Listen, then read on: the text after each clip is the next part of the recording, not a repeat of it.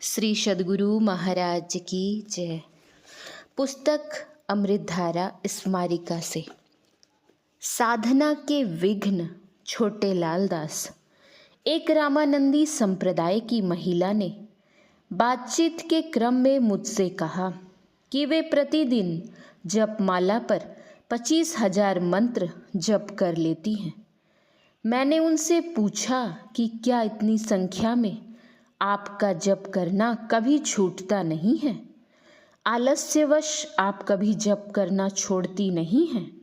उन्होंने कहा कि गुरु का ऐसा ही आदेश है, गुरु आदेश की अवहेलना कैसे करूं? उनके उत्तर से मैं बड़ा प्रसन्न हुआ और विचारा कि गुरु के चरणों का पालन ऐसी ही दृढ़ता के साथ किया जाना चाहिए। अनेक भक्तों के बीच बैठे हुए सद्गुरु महर्षि में ही परमहंस जी महाराज से संतमत सत्संग के एक अनुयायी युवक ने कहा कि आपके द्वारा बतलाई हुई साधना पद्धति झूठी है। मैं बहुत दिनों से अभ्यास कर रहा हूँ, कहाँ कुछ अनुभव में आता है? गुरुदेव ने कहा कि कुछ अनुभव में नहीं आता है। अच्छा, ध्यानाभ्यास के लिए बैठो। वह युवक आदेश पाकर अभ्यास में बैठ गया। उसे गुरुदेव की कृपा से कुछ अनुभूति हुई।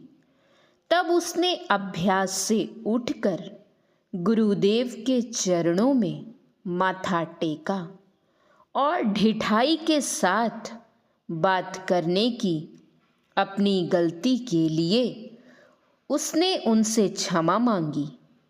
उस युवक ने पीछे मुझसे कहा कि यदि उसे साधना की अनुभूति नहीं कराई जाती तो वह अभ्यास करना छोड़ बैठता।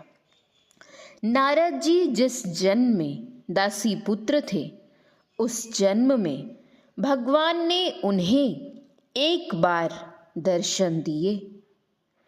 कुछ दिनों के बाद फिर नारद जी दर्शन के लिए व्याकुल हुए और रोने लगे।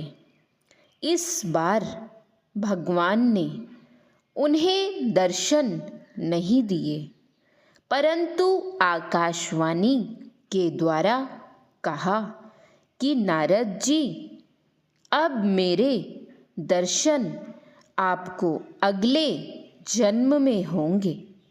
इस जन्म में दर्शन इसलिए दे दिए कि आपको प्रेम और विश्वास बना रहे।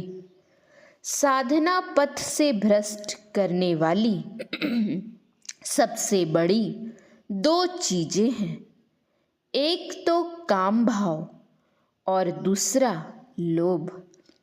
हम इतिहास पुराणों में पढ़ते हैं कि किसी तपस्वी या ऋषि मुनि को पथ भ्रष्ट करने के लिए अप्सरा आदि में से किसी नारी का ही प्रयोग किया गया था। पराई नारी की ओर जब पुरुष का आकर्षण होता है, तब उसकी सारी चित्तवृत्तियां उसी नारी की ओर खींच जाती हैं। नारी उसके मन को पूरी तरह अपनी ओर खींच लेती है। ऐसी स्थिति में उसका मन जब ध्यान में जम नहीं पाता। जब नारी का आकर्षण मन को विशेष बहिर्मुख कर देता है, तब किसी का विशेष बहिर्मुख मन शीघ्र अंतर्मुख कैसे हो सकता है? अर्थात शीघ्र अंतर्मुख नहीं हो सकता। पराई नारी की ओर मन का जैसे खिंचाव होता है और दूसरे के धन की ओर लोभी का मन जिस प्रकार खींचता है, उसी प्रकार साधक के मन का खिंचाव अपने इष्ट की ओर होना चाहिए। ब्रह्मानंद स्वामी भी बहुत बड़े साधक थे। उनके भजन बड़े प्रसिद्ध हैं। भक्त उनके भजन गाते हुए देखे जाते हैं। कहा जाता है कि उन्हें भी योग भ्रष्ट करने में किसी नारी का ही हाथ था। जो ब्रह्मचारी साधु साधनशील होते हैं उनका सौंदर्य बढ़ जाता है और उनके शरीर पर एक अनोखा तेज आ जाता है। ऐसे ब्रह्मचारी साधुओं की ओर स्त्रियां अधिक आकृष्ट हो जाती हैं और उन्हें गिराने का साधन बन जाती हैं। एक बार भी जो साधक पराई स्त्री के प्रेम जाल में फंस जाता है उसका तेज और उसका वह भजन संस्कार सदा के लिए मिट जाता है। जिससे भजन ध्यान में बल मिलता है फिर उसका भजन ध्यान में प्रगति कर पाना कठिन हो जाता है। अपनी पत्नी से शास्त्रानुकूल सहवास करने वाले गृहस्थ का मन साधना में लग सकता है, परंतु पराई स्त्री से संबंध रखने वाले पुरुष से साधना बिल्कुल नहीं हो सकती। जो कर्म मन को बहिर्मुख करे, संसार में आसक्त करे, ऐसे कर्म से साधक को बचना चाहिए। जो मान बढ़ाई, प्रतिष्ठा और संपत्ति अधिक से अधिक चाहेगा उससे साधना नहीं हो सकेगी। साधक को संतोष का जीवन जीना चाहिए। यदि किसी साधक को अधिक संपत्ति हो जाए तो उसका मन चंचल हो उठेगा और उसके मन में विषय सुख की विशेष रुचि बढ़ जाएगी। संपत्ति की गर्मी सब लोग पचा नहीं पाते। कंचन और कामिनी में अन्योन्याश्रय संबंध है। कंचन अकेले नहीं आता है, वह अपने साथ कामिनी को भी लाता है और जब कामिनी आती है तो वह विशेष से विशेष कंचन की मांग करने लग जाती है।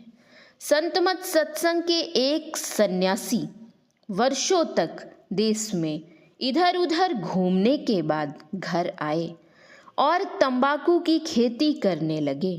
कुछ वर्षों के बाद उनके पास बहुत रुपए हो गए। सद्गुरु महर्षि मेही परमहंस जी महाराज ने उनसे कहा कि रुपए जमा मत करो, खर्च करते जाओ। सत्संग में खर्च करो, साधुओं के भोज भंडारे में खर्च किया करो। परंतु उन्होंने सद्गुरु की बात नहीं मानी। अंत में उनकी बुद्धि बिगड़ी और उन्होंने विवाह करके गृहस्थी बसा ली।